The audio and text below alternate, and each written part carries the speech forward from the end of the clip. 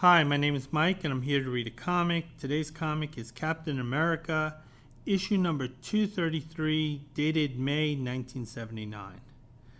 And this is an issue I remember quite well.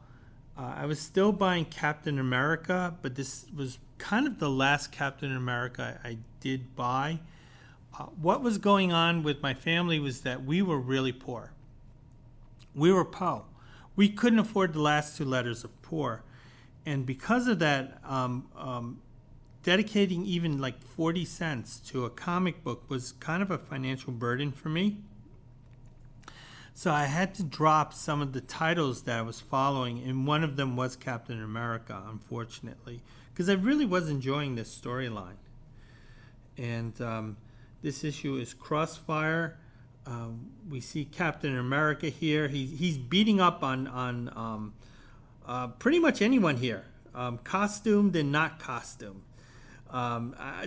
These guys in three-piece suits, they must be wondering what exactly did they do. I'm sure Captain America was yelling, "You fit the demographic."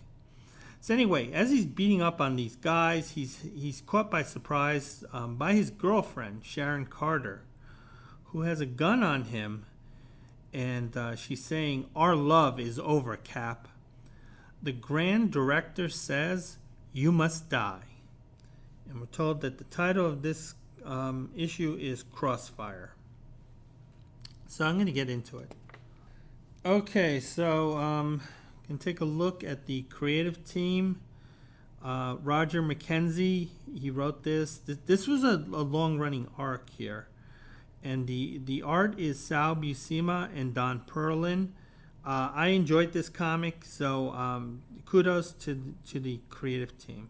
And Jim Shooter is the editor-in-chief, so he was probably kicking their butts. So anyway, we take a look at the splash page. Captain America, he's centering the action, as there are two factions who are looking to shoot it out. One of them is the National Force that's being led by Sharon Carter here, who looks really fanatical. And on the other side are members of a street gang, I should say. They're members of a criminal gang run by Morgan. Morgan is an individual that we saw in Marvel Team Up number 88. And he's someone that Power Man and Iron Fist had to deal with on a regular basis. I think Captain America had to deal with him a couple of times when he was teamed up with the Falcon. So Morgan is a guy who he does have a pocket of influence in the criminal world. The Kingpin is the kingpin of crime in New York. But there are areas where even the Kingpin has to concede some control. And Morgan is one of these elements. There's a couple. The Owl's another one where they can kind of operate free of the Kingpin, more or less. So Morgan is he's spoiling for a fight here. Now, normally these guys are, they're looking to shake down businessmen or to or handle drug business, but at this time they feel that there is a calling beyond just doing that. And Captain America is pleading for both sides that there's too much bloodshed, and just for you guys to put down your weapons and to just kind of chill out a little. Gonna turn the page. Captain America is kind of putting a lot of pressure on Morgan here to back down, which it's kind of pissing off these black gangsters. So, the black man has to be the big one here. And it turns out that one of Morgan's men, who's really dressed quite ridiculously, he's kind of like the J.J. Walker of Gangland here. He's saying, "Listen, we think you're friends with these Nazis here. So we're not taking you as any type of authority to tell us to back down." And he's really gunning for the National Force, and he wants to shoot out here.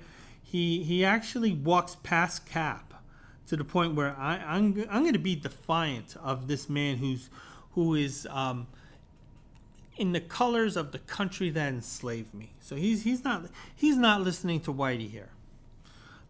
Captain America says, listen, you have to listen to me because one, I'm bigger and I'm stronger than you. And he takes the guy, he grabs him by the collar, and he's kind of holding him up like a petulant child. He's protesting this, but as this is going on, Morgan kind of says, listen, my man is saying put him down. And you put him down and you respect him. And if you want to side with the national force, that's fine. Because, we're going to deal with these guys. Captain America, who saw himself as a neutral referee, is kind of shocked here that Morgan is accusing him of being a part of the national force. And, Captain America is saying, listen, I'm not siding with either side. I just happen to see it this way, and you guys kind of back down a little. Gonna turn the page.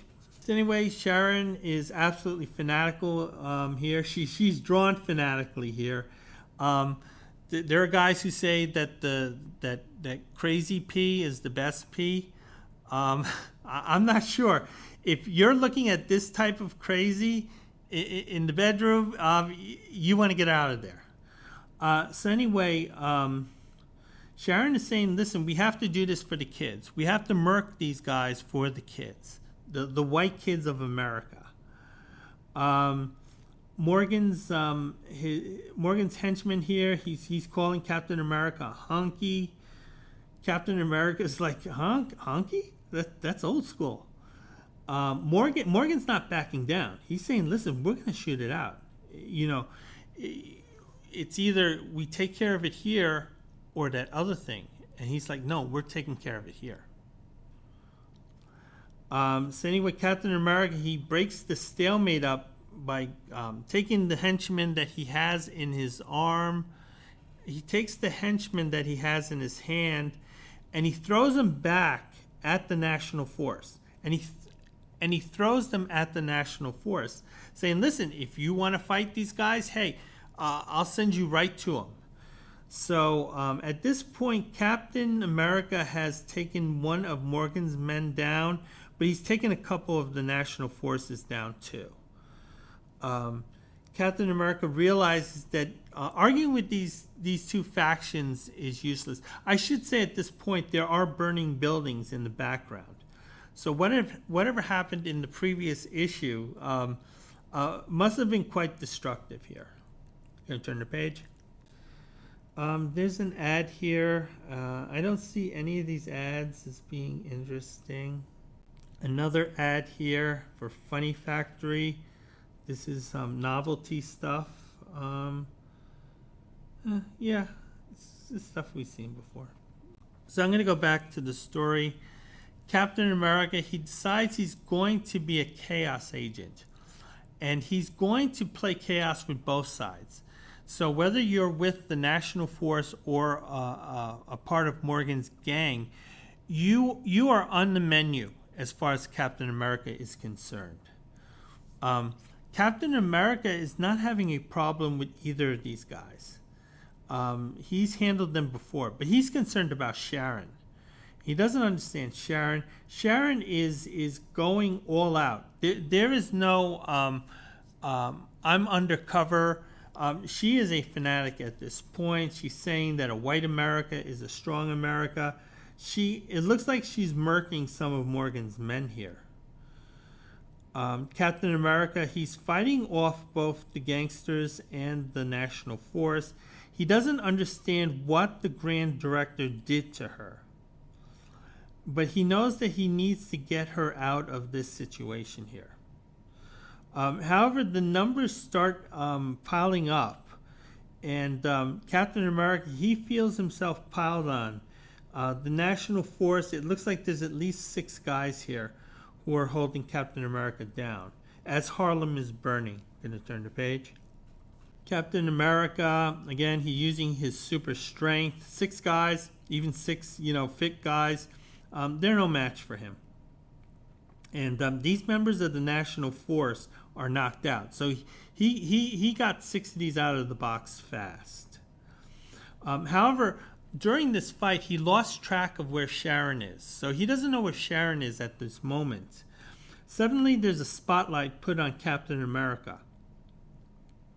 Both the National Force and Morgan's men are confused, and particularly Morgan here. And it turns out it's the National Guard. So the National Guard had been called out, and they're in Harlem because obviously this is a kind of a crisis.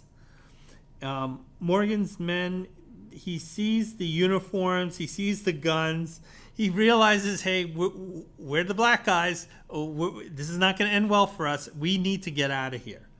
So at this point, Morgan's men are in retreat, along with Morgan. Can you turn the page? I don't need to see that ad. Bubblegum, don't need to see this.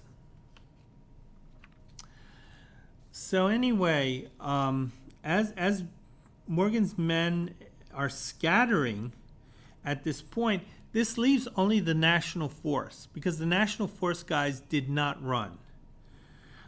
Captain America, he's still only concerned about Sharon at this point, and it looks like he's about to kind of like reconnaissance the area. However, he's stopped by a major.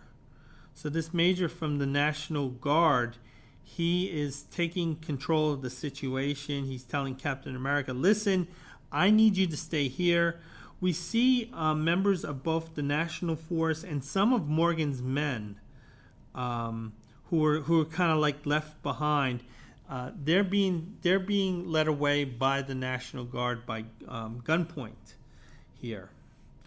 The major is demanding answers from Captain America. Captain America doesn't seem to like this guy too much. And Captain America is taking pains to explain to the major that we're both on the same side. We both want the same thing. We both want answers. But there's obviously tension between these two individuals. Can you turn the page? So anyway, Captain America, he decided that he had enough of this major. He pushes him aside. He's saying, listen, I got things to do, little boy. The major, he's incredibly unhappy about this. He pulls out his gun. Captain America is aware of this. According to Len Wein, Captain America had, quote, America sense. Tony DeZunga, I hope I pronounced his name correctly, he's the one who said this about Len Wein. He said like, Len was a great guy, but he had a lot of stupid rules. And one of the rules was that Captain America had, quote, America sense, meaning that he was able to have this intuition. And Captain America, who never even looked back, he kind of contemptuously addresses the major. He says he doesn't like guns. He throws his shield. The shield hits the wall, and it perfectly takes the gun out of the major's hand, and the shield returns to Captain America. While he's telling the major, listen, I don't like guns, and I don't like them pointed at me from behind my back. So I don't want you questioning my authority here. And maybe you should kind of put out some of those fires, help the firemen and maybe stop some looting. You be more helpful to me doing that than getting in my way. And Captain America saying, listen, you can file a report, I can file a report. Not a problem. Then one of the soldiers calls out, Major, over here, the prisoners. And Captain America turns around. Can turn the page. I will take a look at this ad. It's for Marvel Poster Pandemanium. You get 6 posters. 2 of them are Neil Adams posters. Oh God, I would have loved this. Yeah, I never really saw these posters. I remember one poster that I bought, my mom bought for me, that was Batman. But I never saw Marvel posters. I knew someone who had those old 1960s blacklight posters that his dad bought at a vintage shop. This is an ad for AFX, racing car thing. I was never into cars as a kid, even though I tried to steal a bunch of these from my older cousin. So I'm going to get back to the story, and then suddenly we see the National Force. they're engulfed in this flaming light, and they are saying, one of them is saying, "We have lived by the flame, and by the flame we shall be free." So these guys, apparently they hit a control unit on their belt buckles that activated this kind of self-destruct mechanism, which is basically turning them into dust. The soldiers, they're shocked and horrified. Captain America, he's feeling the same, but he's thinking about Sharon, and he wants to know whether Sharon was a part of this this self-murking, and he's getting really pissed that this soldier has no answers. But he says, "I don't know."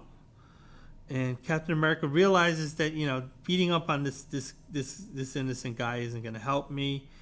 But he doesn't want to believe that Sharon is gone, and gone in this way. That it's so impersonal and that it's so sudden. And I think that's the thing that surprised me when I found out that they had written her to have been self-deleted. It seemed like a very impersonal way to do it. And I remember as a 13-year-old reader being shocked by that. So I'm going to turn the page. So we see Captain America. He's on top of one of the roofs here. He's seeing the fire department put out the fires. He's concerned about Sharon, but he's also concerned about lives in general. So he's there to help out if they need any. But while he's doing that, he can't help but to think about Sharon, and he feels that the authorities have the situation under control, which means that he can search for answers as to what had happened to Sharon. He's saying he's going to look for the National Forces headquarters. Obviously, he's going to be looking for the Grand Director. And he's making it clear that they're going to regret ever being involved with Sharon Carter. I'm going to turn the page. So then we have a flashback here. We go back to Captain America number 231. So if there were any new readers, they would be kept up to date. This is a pretty complicated storyline. Apparently what had happened is that Sharon's older sister, Peggy, who used to be Captain America's girlfriend. This was during World War II. Steve and Peggy were an item. In Captain America, he's thrown into suspended animation. He did not get any older, but Peggy did. This was unforgivable in Captain America's eyes. And then he targeted the younger sister of Peggy. And he was still, quote, with Peggy when he was still dating Sharon. So Peggy was not formally told she was dumped. And she still thought she was the girlfriend when her younger sister was the girlfriend. And it created this weird kind of lover's triangle, so to speak. So anyway, Peggy was looking for help, and what was happening was that Sharon was sent to gather information and maybe infiltrate the National Force. But during one of the National Force's rallies, Sharon apparently became hypnotized by what was going on. And Sharon became a true believer. So I don't remember whether S.H.I.E.L.D. intentionally did this to her so she would be a better infiltrator. I hope not, because at this point here, where Sharon has been hypnotized, Sharon Carter, as we know her, she no longer exists. This is a completely different person. So anyway, Sharon, she's making it clear that she is a believer in the Grand Director and the National Force. She slugs it out with these protesters who, they're kind of ticked about being targeted by violent groups like this. Apparently, there's been a crime wave. The National Forest has been increasing their activities, and they went from simply beating up people as mobs to planting car bombs. And it was this car bomb that Peggy Carter got caught up in. I think this was in issue number 231, which I have no memory of. But anyway, Captain America, he's seeing his former girlfriend, and he's still thinking about that hot younger sister, though. Going to turn the page. So anyway, Captain America now believes that the car bombing that Peggy went through was tied into the National Force, because I think he wasn't sure who was the culprit. Even Peggy didn't know who could be the culprit. But Captain America at this point believes that it was the National Force that was behind it. And that he needs to question her to get more information about this organization, because he didn't think to ask her about it previously. He didn't think there was any connection, but when he got news of Sharon and the events that were going on, he's putting it together. And then we see a shadowy figure is looking at Captain America. He's watching him. He has his plans of his own. So this is the setup for what's going to go on in the next arc, because that was the thing with the continuity. Once one storyline was over, the next storyline began. And we see that this individual is making it clear that they are going to be a formidable opponent for Captain America. But that storyline hasn't started, and we have to continue with this storyline. And we see Captain America, he has reached Mount Sinai, because Peggy was still undergoing some medical treatments. So that's where Peggy was. Cap knew that. That's where Cap was heading, to Mount Sinai. And he's being told that she's not there, that there's no Peggy Carter that was admitted as a patient. Going to turn the page. Take a look at the ad for the Marvel subscription service. It's kind of drawn in a parody type way, but it's not a full parody like those great parodies that Marie Severin would do in Not Brand Act. By the way, the art was great in that comic, but not the stories.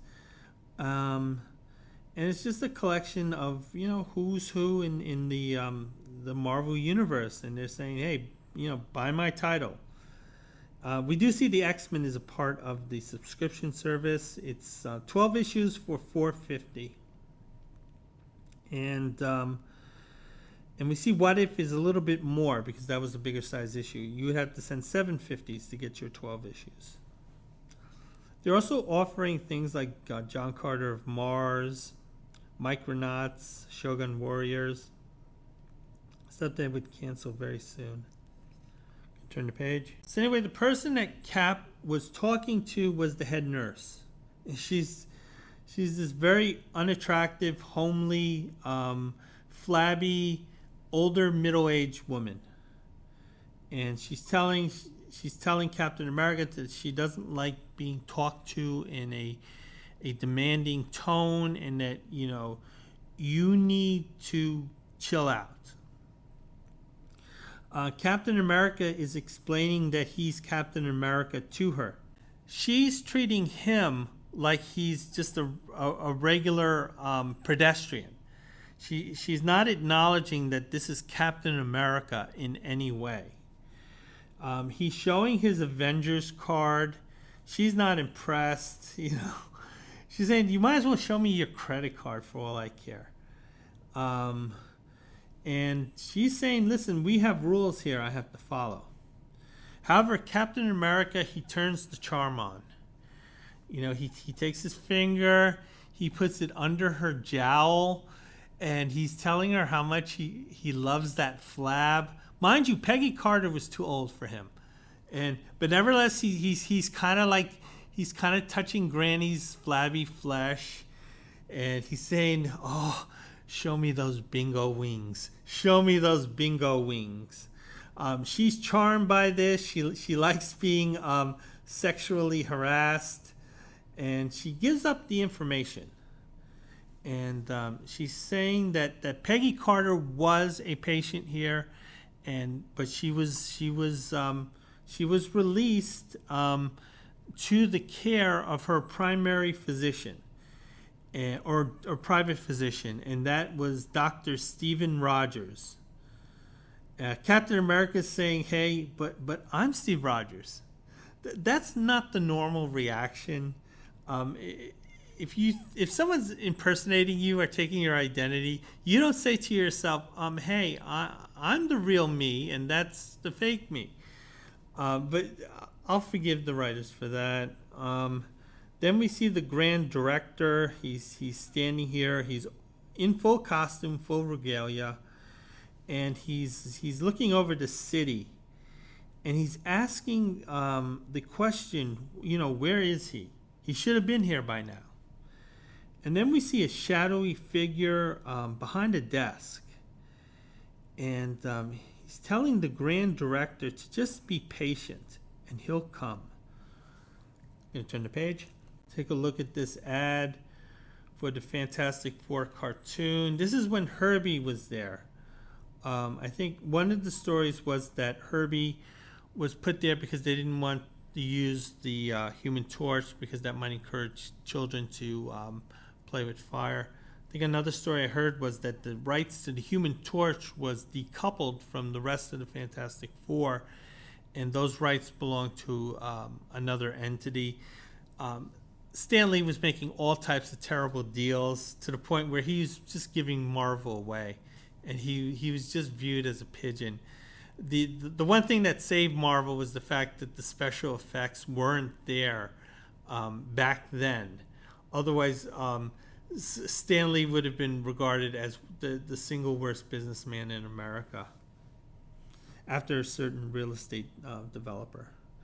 The next ad is for a movie viewer that can play 8mm or Super 8 film.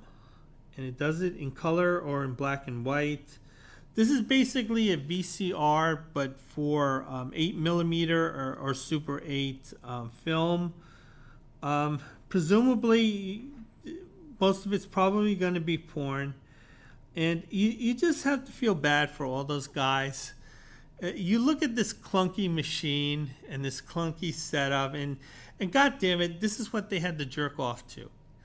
And just be blessed that you have a cell phone, and you could watch whatever you want, and you didn't have to revert to this. You can turn the page. Another ad for customizing vans. This was very big in the late 80s. Turn the page. So anyway, the Grand Director, he's pacing up and down. He's being really impatient. He's saying, like, where is he? I don't see him. Where is he? The man behind the desk, who's clearly the authority in this situation. So the Grand Director is just sort of the shadow boss. And this guy's the real boss. He is pissed at this guy. He's listening to his whining. He's asking, "Are we there again? Are we there again? Are we there yet?" And he is tired of it. And he's saying that he has fought Captain America more than once, and he has the courage to do it. And he really needs that from the Grand Director. Grand Director is a little sissy. He's in a ball here. He's about to cry. The powerful patron here is making fun of the Grand Director, saying, "What a joke.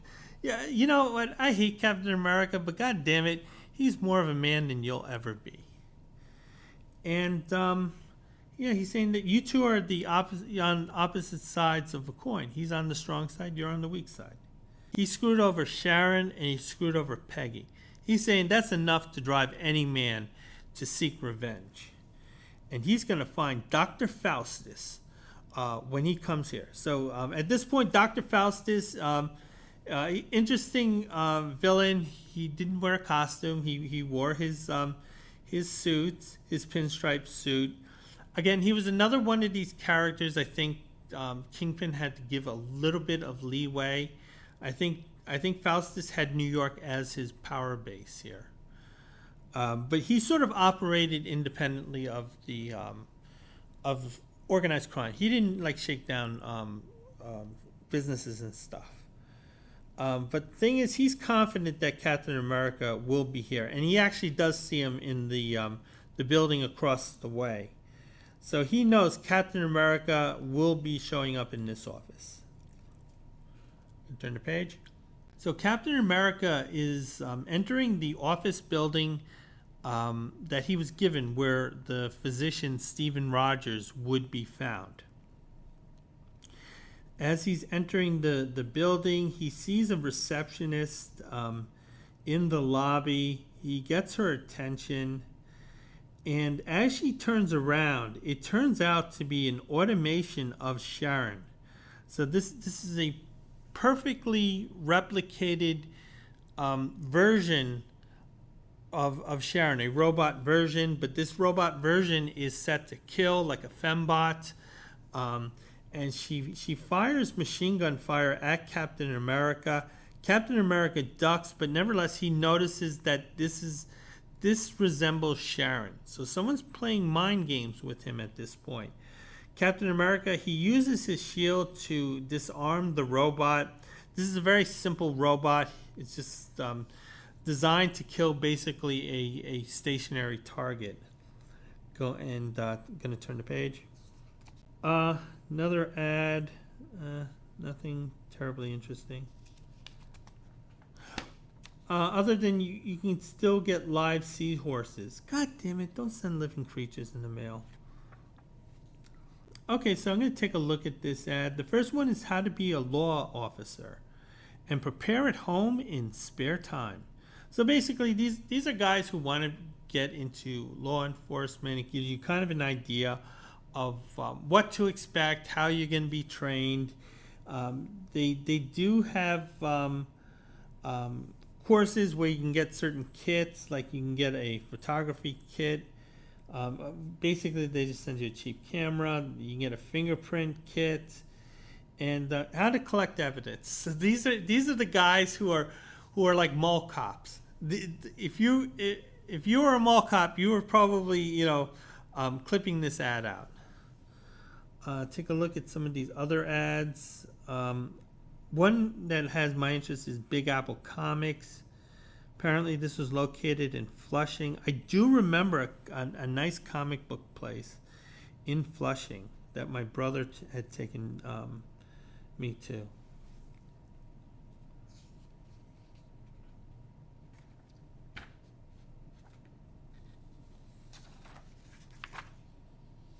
I don't have to mention that.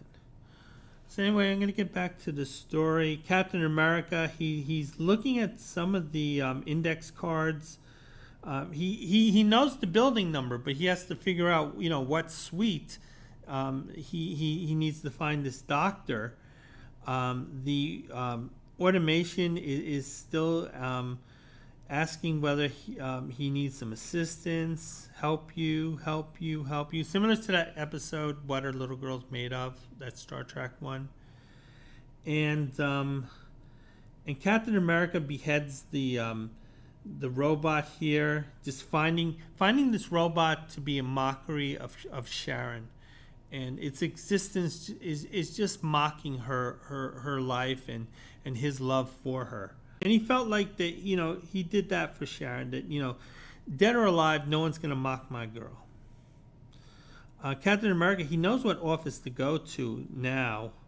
He's thinking that the staircases are probably booby-trapped. So he goes into the elevator, which is easier to booby-trap. It turns out the elevator was booby-trapped. It explodes. However, Captain America had anticipated this, and he had climbed out of the elevator car, and he's on the elevator cables at this point. So he's climbing to the office from the elevator shaft. I'm going to turn the page. So we see Captain America. He enters what looks like to be an empty hallway. but he's seeing the room that he's looking for. However, the ventilation system apparently is feeding out a small amount of gas here.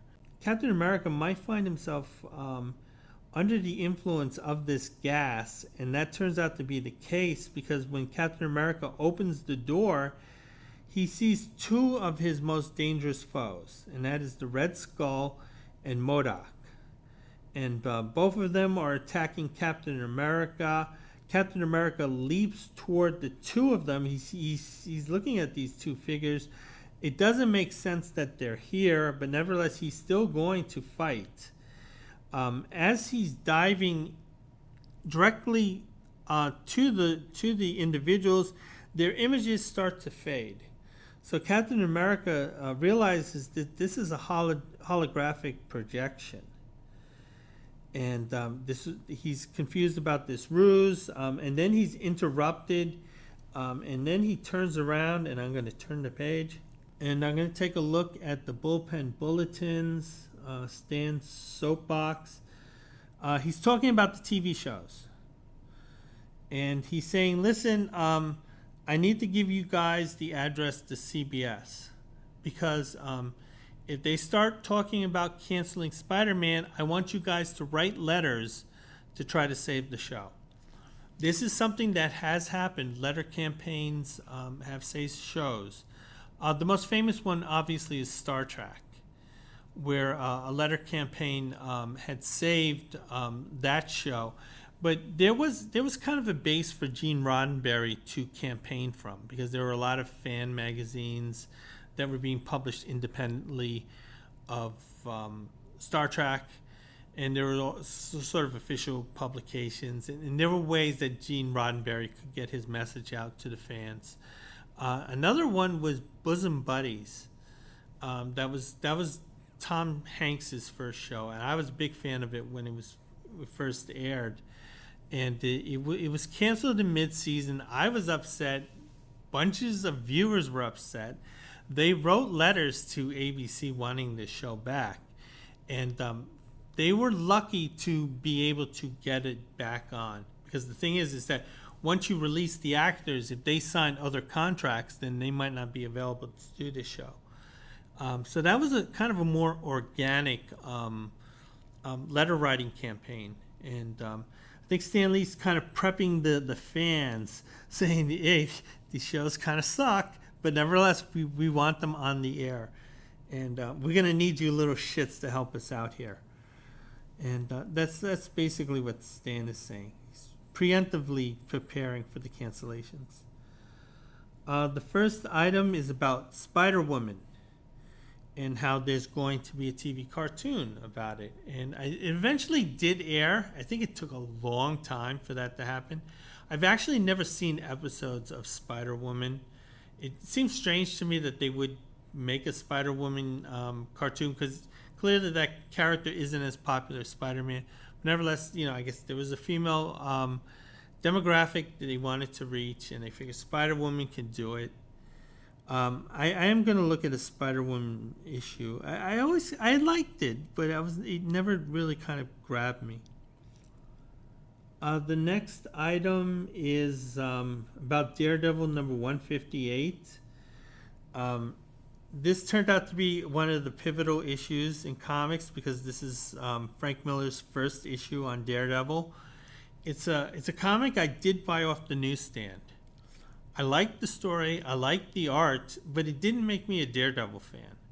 But it made a lot of other kids Daredevil fans. And I was kind of late getting to his run, but I loved his run.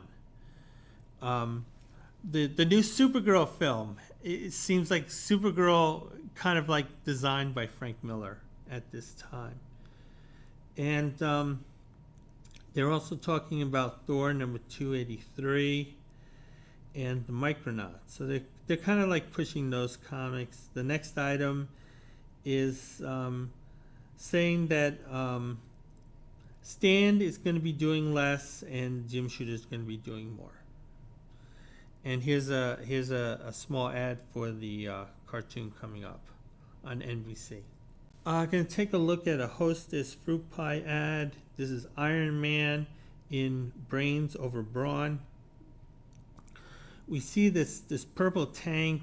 It's breaking down the gates to Stark Industry.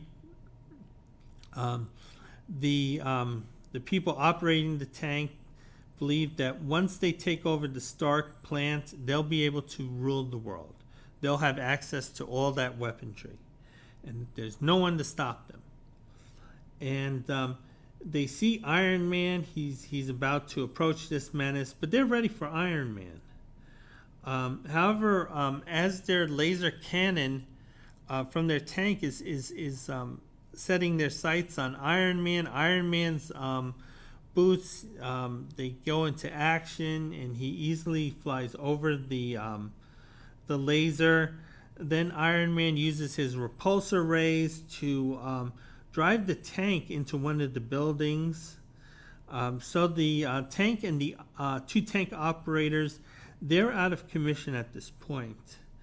Iron Man, he decides to feed these guys. He says, listen, you're prisoners of war, and according to the Red Cross, I have to treat you nicely, so I'm going to give you some Hostess fruit pies.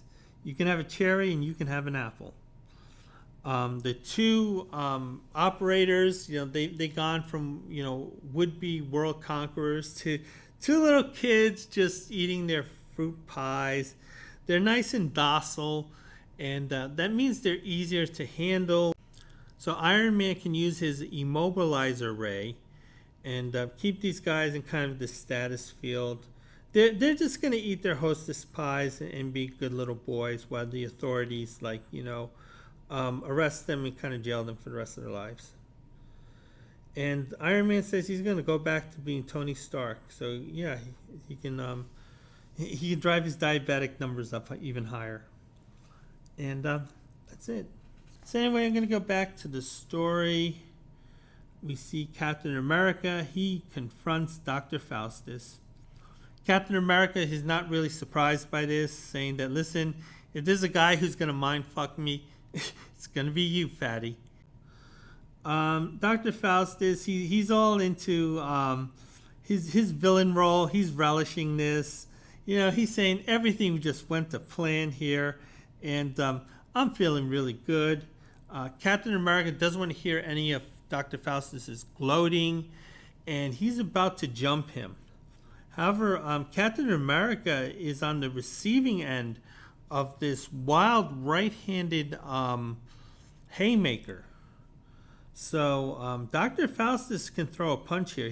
Dr. Faustus says that he likes to use his mind for his criminal activities, but every so often he likes to belt people, and he's really enjoying this. So at this point, Dr. Faustus, he is so happy at this point.